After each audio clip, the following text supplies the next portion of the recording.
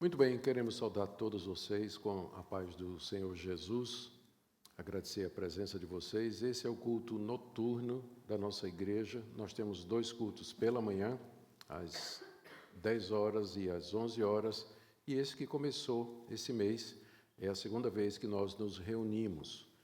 E o conselho resolveu fazer isso para ver se despressurizava pela manhã, onde tinha gente demais, muita gente nos 2 cultos, e a gente tinha até que mandar a gente embora porque não tinha onde ficar. Então, com o terceiro culto, já deu uma aliviada nos cultos pela manhã. Então, graças a Deus, porque vocês estão vindo à noite, estou muito feliz, não deixem de vir, tá certo? Nós começamos aqui no culto da noite uma série sobre as bem-aventuranças. E hoje nós vamos para a segunda bem-aventurança, que está em Mateus, capítulo 5, verso 4. Palavras do Senhor Jesus. Bem-aventurados os que choram, porque serão consolados. Bem-aventurados os que choram, porque serão consolados. Vamos orar? Ó Senhor, que bem-aventurança preciosa, especialmente quando nós, em lágrimas, não encontramos conforto nas coisas desse mundo, mas o Senhor promete que nós seremos consolados por Ti. Dê, Senhor, que experimentemos de maneira muito real essa promessa, serão consolados, de que esse consolo celestial seja ministrado a cada um que aqui nessa noite chora. Ouve a nossa oração, em nome de Jesus. Amém. Para aqueles que não puderam estar aqui no domingo anterior, o nosso pastor, o pastor Samuel, fez a exposição dos 3 primeiros versículos. Diz lá que Jesus, vendo as multidões, subiu ao monte e, tendo-se assentado, aproximaram-se dele os seus discípulos. E Jesus, então, passou a dizer-lhes, e começou dizendo, bem-aventurados os humildes de espírito, porque deles é o reino dos céus. E em seguida ele disse, bem-aventurados os que choram, porque eles serão consolados. Aqui eu tenho cerca de 9 coisas, parece muito, mas não é não. São 9 pontos que eu tenho aqui, é um sermão pontudo, são 8, na verdade, né? São 8 pontos. Eu gosto de dizer quantos pontos tem, que aí você vai contando e fazendo a conta para ver quanto falta para eu terminar. Então, vamos lá. Primeira coisa que eu queria observar com vocês é o paradoxo do reino de Deus. As coisas com Deus, elas são diferentes das coisas no mundo. Primeiro, o ensino de Jesus aqui, aquilo que Jesus vai dizer que é bem-aventurado, é exatamente aquilo que o mundo acha que é desperdício, é alguma coisa menor ou pejorativa. Por exemplo, Jesus diz na primeira bem-aventurança, felizes os humildes de espírito, felizes as pessoas que são humildes, pobres de espírito. Para o mundo, esse tipo de gente é o loser, é o perdedor, é o cara que nunca vai ser nada na vida, que fica apanhando dos outros, não é um vencedor, não é um cara que vai para frente, que passa por cima dos outros, sai derrubando todos os obstáculos. O mundo valoriza isso. Mas Jesus diz que felizes são os humildes, humildes de coração, porque deles é o reino dos céus.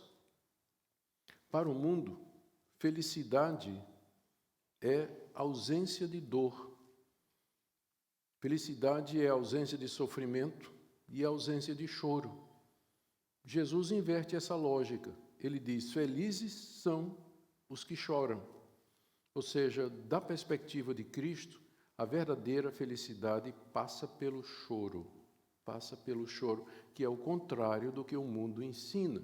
Para o mundo, quem chora é um perdedor. A gente aprende isso em casa, né? Menino, você não pode chorar. Ou então, na cultura masculina, homem não chora. Já ouviram isso? Eu fui criado assim, homem não chora.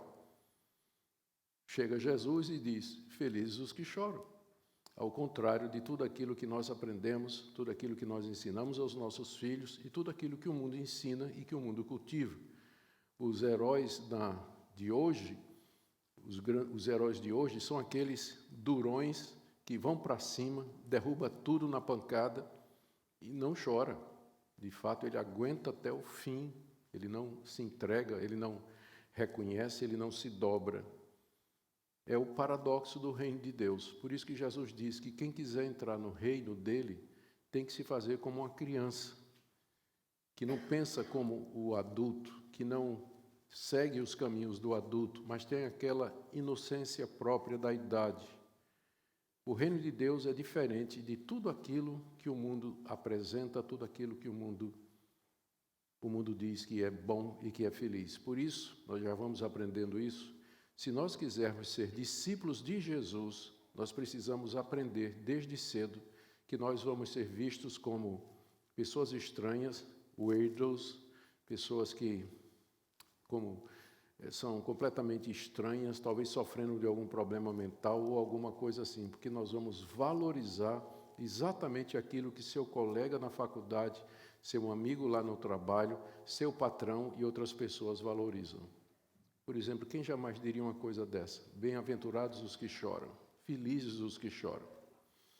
O reino de Deus realmente é diferente do reino desse mundo e você precisa estar preparado para viver isso aí.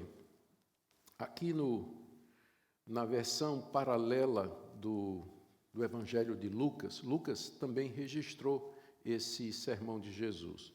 Só que Lucas acrescentou alguma coisa a mais que Jesus tinha dito e que não foi registrado por Mateus. Por isso que nós temos 4 evangelhos, porque eles se completam.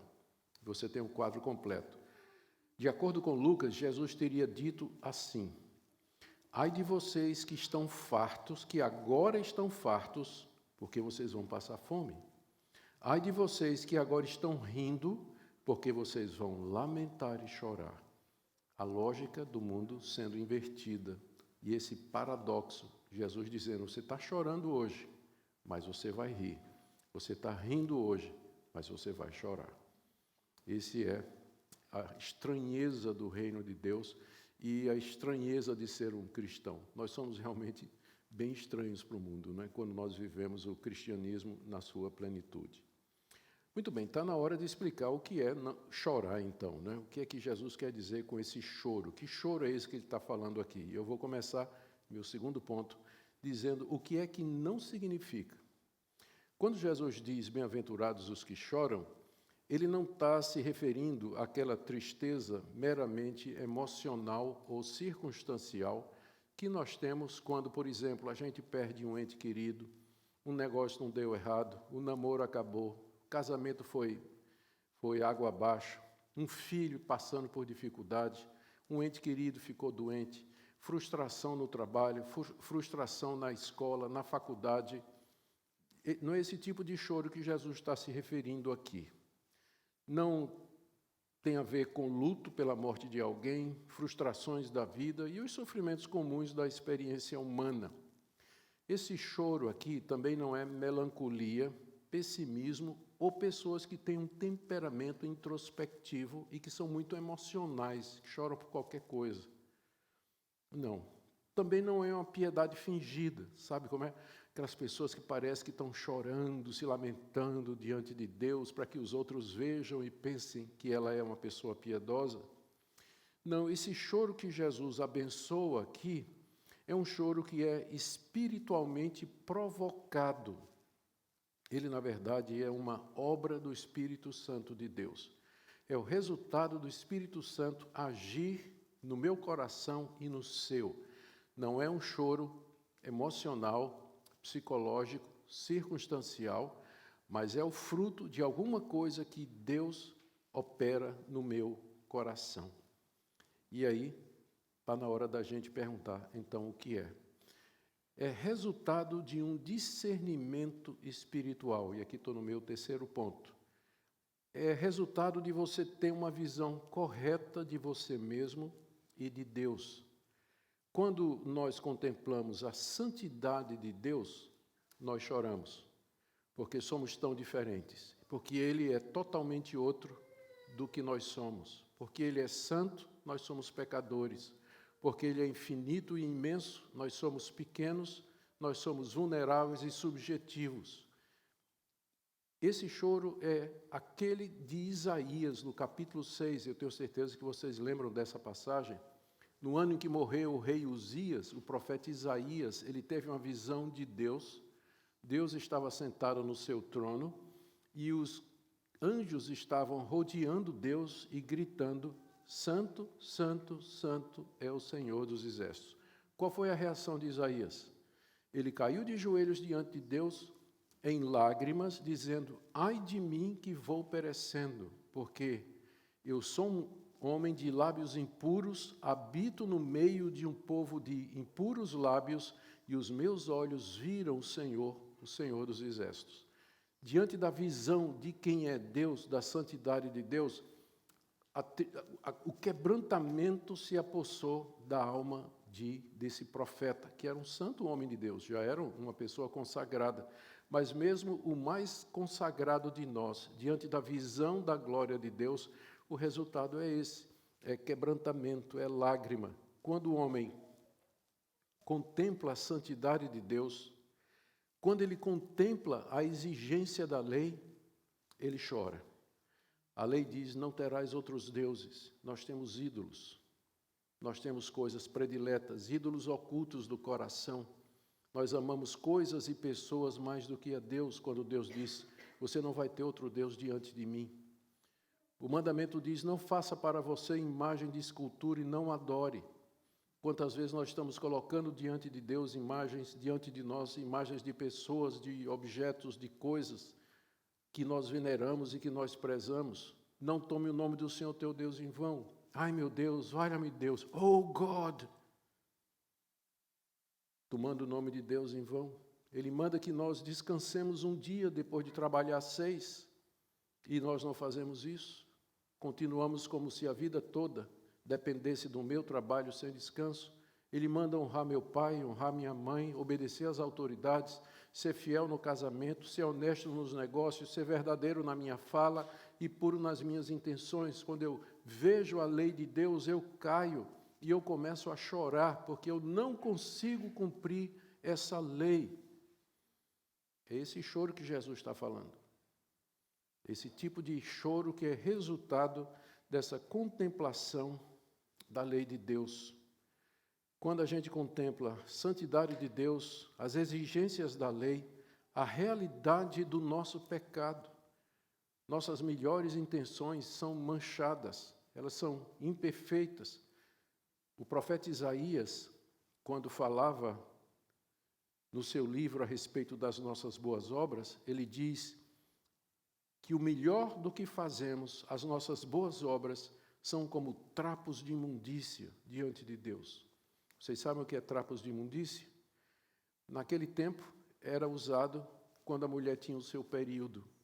Eram os panos que eram usados para ela, para estancar o sangue, que acontecia uma vez por mês. Aquilo eram trapos, que depois eram jogados fora, porque em Israel, o derramamento do sangue era considerado impuro. As nossas obras diante de Deus são como trapos de imundícia. As melhores obras, o melhor do que nós podemos oferecer. E quando eu medito nisso, que o melhor das coisas que eu faço está manchado por intenções erradas, eu choro diante de Deus. Choro diante de Deus, porque eu estou muito longe de ser aquilo que Ele quer que eu seja. Eu estou falando de mim. E eu espero que você fale de você também, porque essa é a realidade a respeito de todos nós. Eu estou falando sobre de onde vem esse choro, o que é que provoca esse choro. Ele é o resultado da nossa visão correta de quem é Deus, do que Ele exige de nós e da realidade do pecado que habita em mim. É quando eu passo a enxergar a minha culpa. Deus, se quiser me castigar e me mandar para o inferno, Ele tem todo o direito de fazer isso, porque eu sou culpado. Eu observo a corrupção interior do meu coração e minha incapacidade moral. Em Romanos capítulo 7, o apóstolo Paulo descreve a situação de uma pessoa debaixo da lei, que conhece a lei e que procura agradar a Deus pela lei.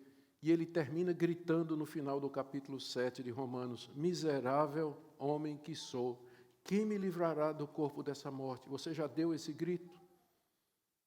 Porque sem choro não haverá salvação. Sem que você chore diante de Deus pelo que você é, diante da glória dele, não haverá salvação. Não haverá. É o resultado inevitável daquilo quando nós contemplamos a glória de Deus e olhamos para nós mesmos. O resultado inevitável é choro, lamento diante de Deus. Nós choramos, em quarto lugar, pelos nossos pecados.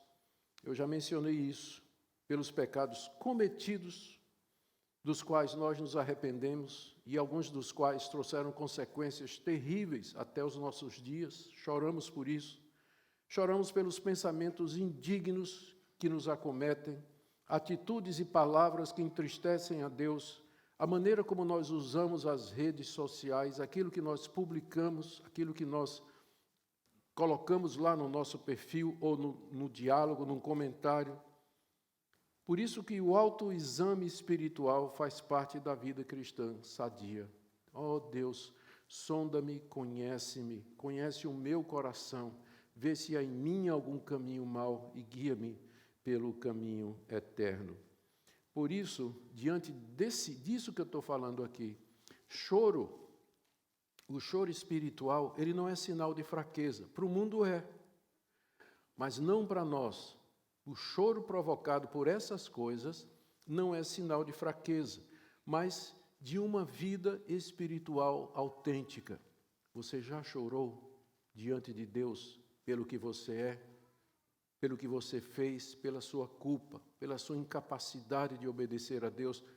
Vocês sabiam que as 3 primeiras teses das 95 teses do Lutero têm a ver com isso aqui? O que é que na época de Lutero, no catolicismo romano, uma pessoa que se sentia culpada fazia? Ela ia no confessionário, confessava os pecados ao padre, até hoje é assim. Vai no confessionário, confessa os pecados ao padre, o padre absolve aquela pessoa e passa uma penitência. A penitência é rezar tantas ave-marias, dar esmola para o pobre, rezar não sei quantos Pai Nossos e assim por diante.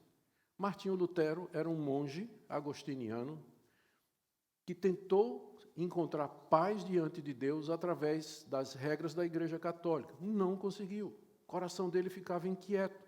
Como é que ele podia agradar a Deus?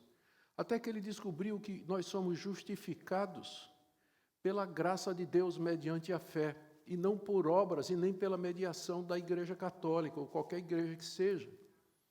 E aí ele resolveu chamar os teólogos católicos para discutir o que ele havia descoberto. Olha o que é que ele escreveu nas 3 primeiras teses. Ele pegou 95 pontos para discussão e pregou no TikTok daquela época, que era a porta do castelo, por onde todo mundo passava e lia. Primeira tese dele: quando nosso Senhor e Mestre Jesus Cristo disse arrependam-se, ele quis que toda a vida dos fiéis fosse de arrependimento.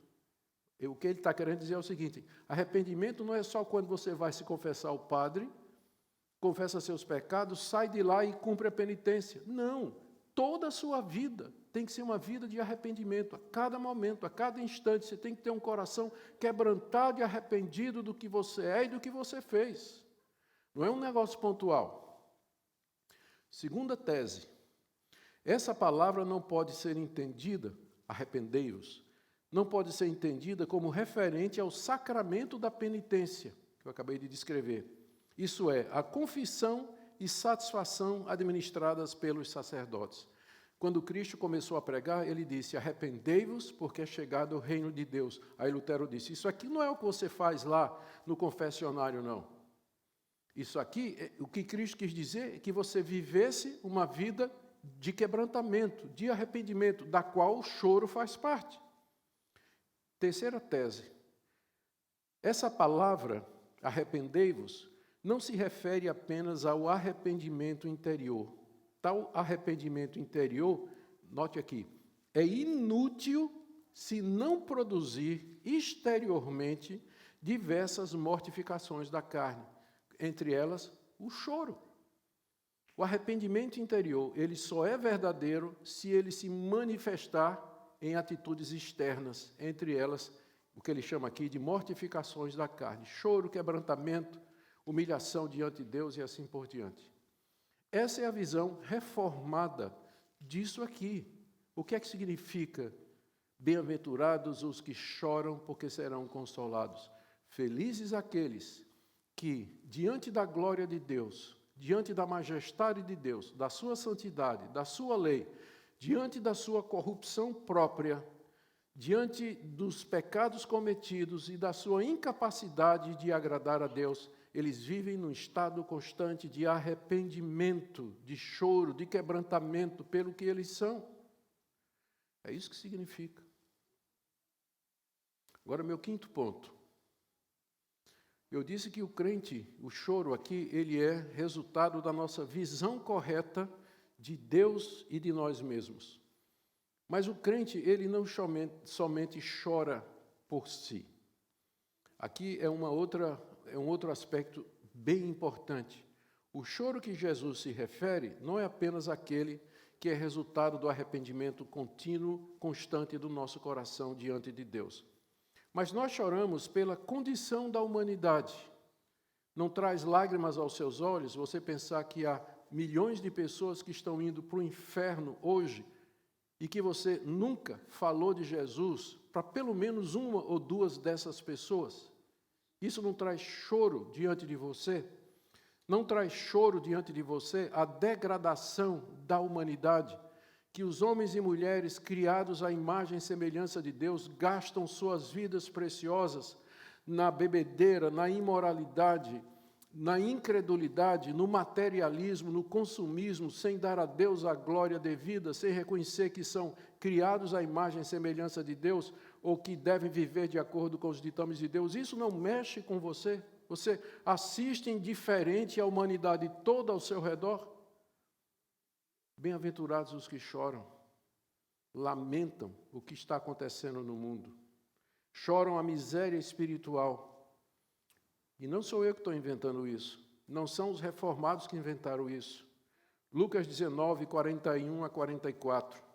Quando Jesus ia chegando a Jerusalém, vendo a cidade, chorou por ela e disse: se você soubesse ainda hoje o que é preciso para conseguir a paz, mas isso está agora oculto aos seus olhos. Virão dias em que os seus inimigos cercarão você de trincheiras e apertarão o cerco por todos os lados e vão arrasar você e matar todos os seus moradores. Não deixarão pedra sobre pedra, porque você não reconheceu o tempo em que Deus veio visitar. Quando Jesus, na última semana da sua vida, ia entrando em Jerusalém, vendo a cidade, ele chorou sobre Jerusalém. Por quê? Porque os moradores de Jerusalém rejeitaram a mensagem dele. Os moradores de Jerusalém não queriam recebê-lo, especialmente a liderança dos judeus, não queriam recebê-lo como o Filho de Deus, o Salvador do mundo. Não creram na mensagem dele, apesar de terem visto todos os milagres que ele fez.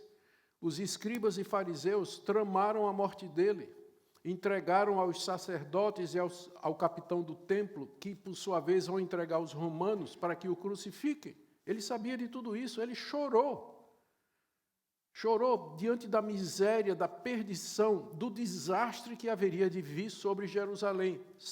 40 anos depois, Deus mandou o exército romano, comandado pelo general Tito, filho do imperador Vespasiano, cercou Jerusalém no ano 66, no ano 70, derrubaram as muralhas, mataram 500.000 de judeus. E o resto foi espalhado pelo mundo até o dia de hoje. Jesus chorou sobre Jerusalém. O exemplo do apóstolo Paulo. Paulo era judeu. Ele creu no Senhor Jesus, mas os seus contemporâneos não creram. Aonde Paulo ia pregando o evangelho, ele era perseguido pelos judeus, rejeitado, preso, chicoteado. Quando ele escreveu a carta aos Romanos, olha o que é que ele falou.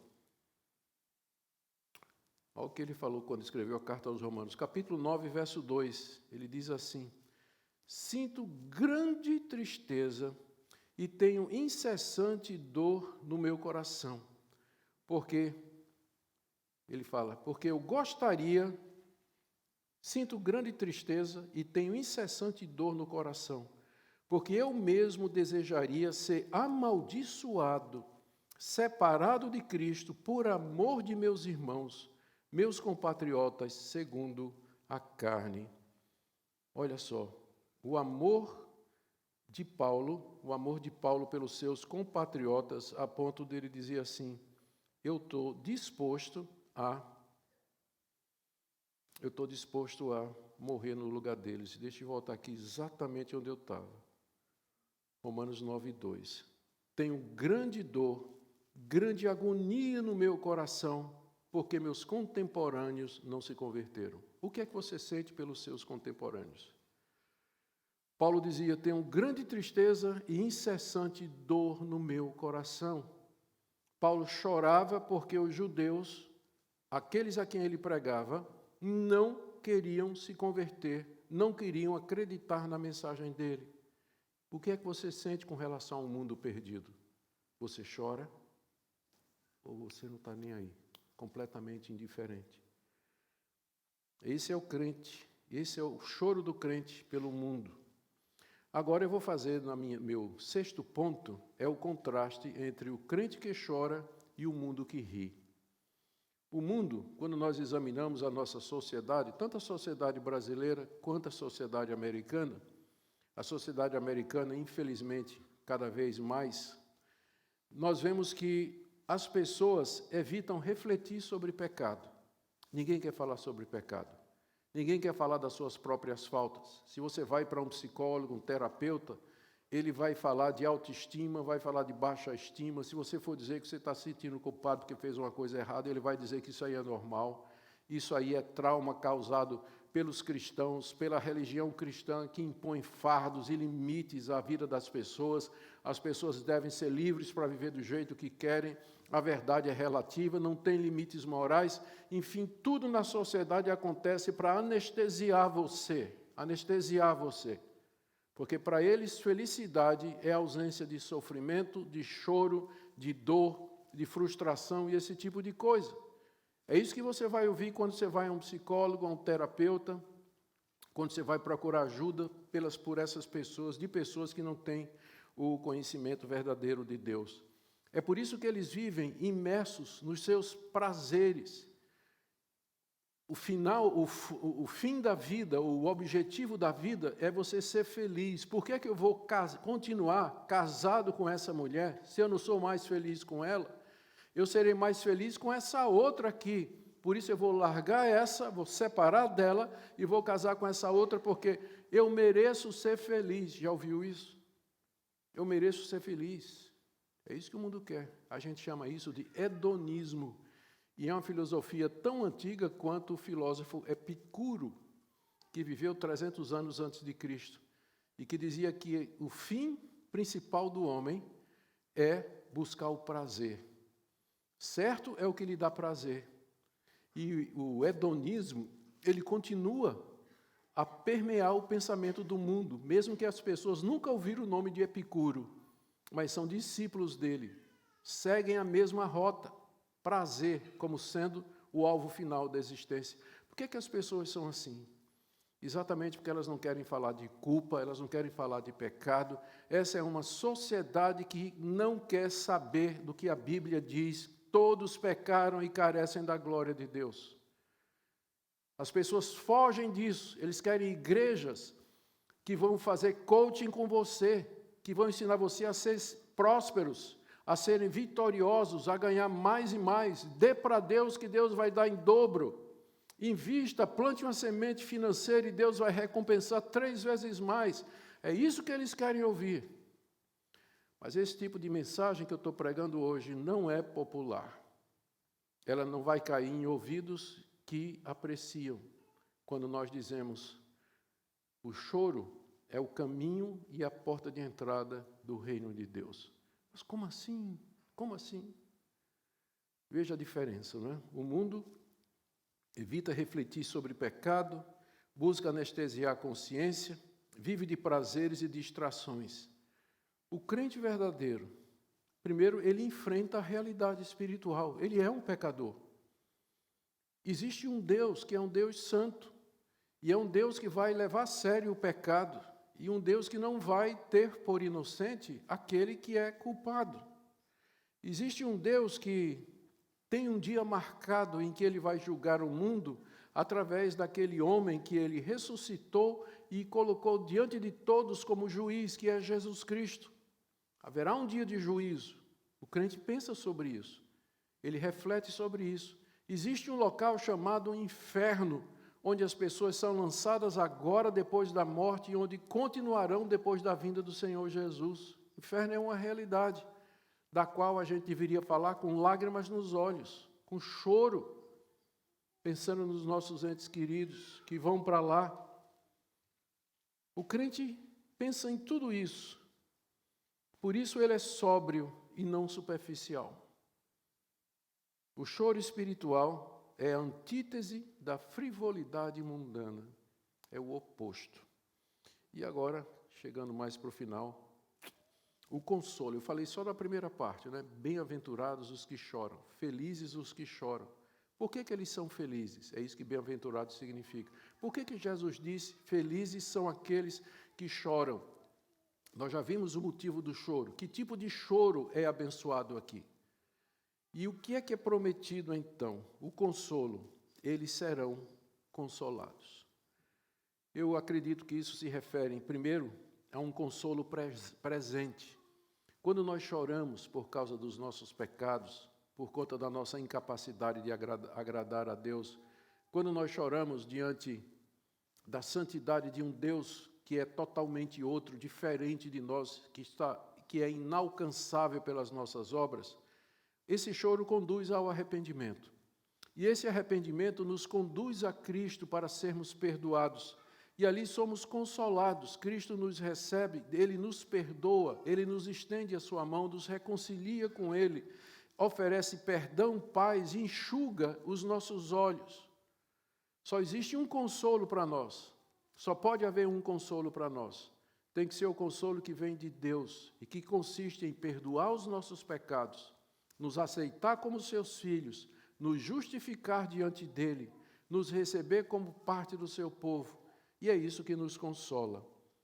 E esse consolo é um consolo contínuo, porque diariamente nós estamos voltando a Cristo, diariamente nós caímos no choro por conta do que nos acontece, por conta do que nós sabemos, daquilo que nós vemos, e diariamente nós temos que ir a Cristo para que Ele nos perdoe, para que Ele nos receba, para que Ele nos reconcilie com o Pai. E é um consolo futuro, note que o verbo está dizendo lá no futuro, bem-aventurados os que choram agora, porque serão consolados. Aqui e agora, já falei, mas no futuro também. E essa é a nossa bendita esperança. Qual é a minha esperança? É que um dia eu serei consolado por Deus. É que eu vou receber esse consolo de Deus. Depois de eu ter chorado minha vida toda os meus pecados, chorado as consequências das coisas erradas que eu fiz, chorado pelos meus amigos que caminham para o inferno, chorado pela humanidade que está perdida e que caminha para a condenação, chorado pelos filhos, pela igreja que se desvia cada vez mais do verdadeiro evangelho. Um dia Cristo vai consolar meu coração, de uma forma e de uma maneira que somente Ele pode fazer. Nada aqui nesse mundo pode me consolar. Eu posso ter viagens, eu posso sair de cruzeiros, posso ter carros, posso ter motocicleta, posso ter dinheiro, posso ter todos os prazeres desse mundo, mas nada disso consola o coração do crente verdadeiro, abatido e choroso pela situação do mundo. É uma coisa que vem somente de Deus. E é isso que eu espero. É minha bendita esperança, redenção final, os novos céus e a nova terra, quando lá no livro de Apocalipse diz, Ele enxugará dos nossos olhos toda lágrima. É esse consolo que nós olhamos aqui. E aqui, finalmente, o retrato do crente que chora. Ele é triste, mas não é melancólico. Tem uma diferença. Ele é sério, mas ele não é sombrio. Ele é humilde, mas também cheio de esperança.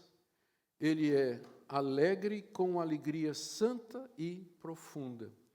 E ele vive todo dia entre o choro pelo pecado e a alegria da redenção. Quero terminar dizendo algumas coisas para nós. Bem-aventurados os que choram, porque serão consolados. Isso quer dizer que os que não choram não serão consolados. Eles podem até rir agora, mas eles vão chorar. Quem não chora agora, vai chorar na eternidade.